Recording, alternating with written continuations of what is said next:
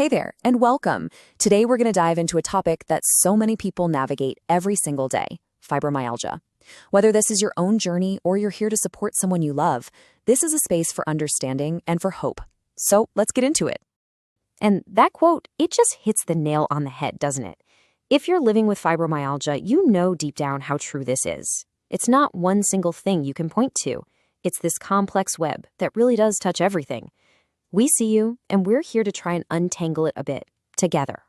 Okay, so first up, let's talk about how this all feels, even before you might have a name for it. It's about shining a light on that invisible struggle that can feel so incredibly lonely. I mean, take a look at this. Does any of it sound familiar?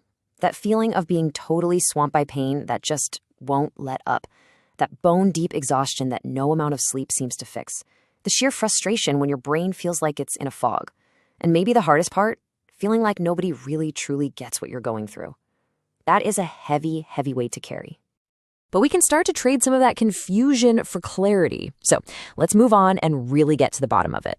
What exactly is fibromyalgia when you strip it all down? So here's the clinical definition.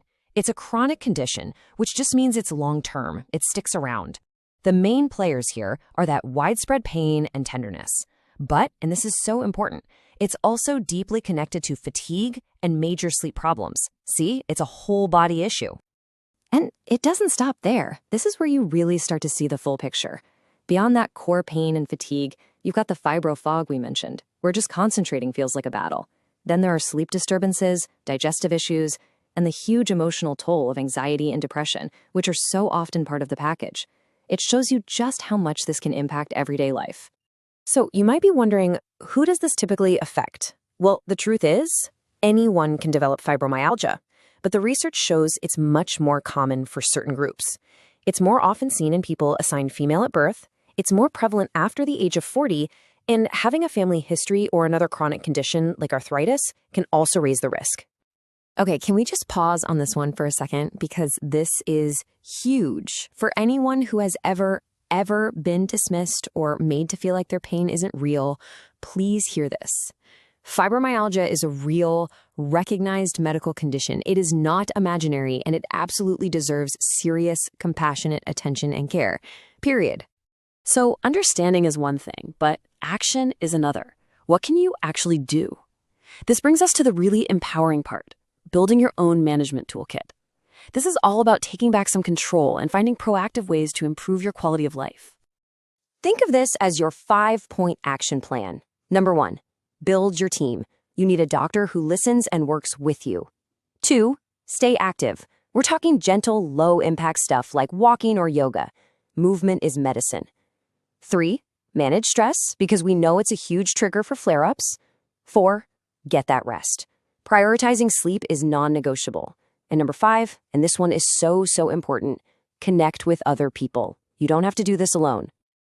And this is about more than just getting by. It's about figuring out how to shift your mindset from just surviving the day to actually truly thriving. This comparison says it all, right? On the surviving side, you're overwhelmed. You feel isolated. You're focused on everything you can't do. But when you shift your focus to thriving, everything changes. You start celebrating the small wins. You ask for help. You focus on what you can do. It is such a powerful and a hopeful way to reframe your experience. So how do you actually do that? Well, it all starts with being kind to yourself. Seriously, give yourself some grace, especially on the hard days. Keep learning, stay informed, and break those huge goals down into tiny, achievable steps. And please celebrate every single victory. Did you take a short walk today? That's a win. Did you call a friend? That's a huge win. And that brings us to our final and honestly probably the most important message we want to share with you today.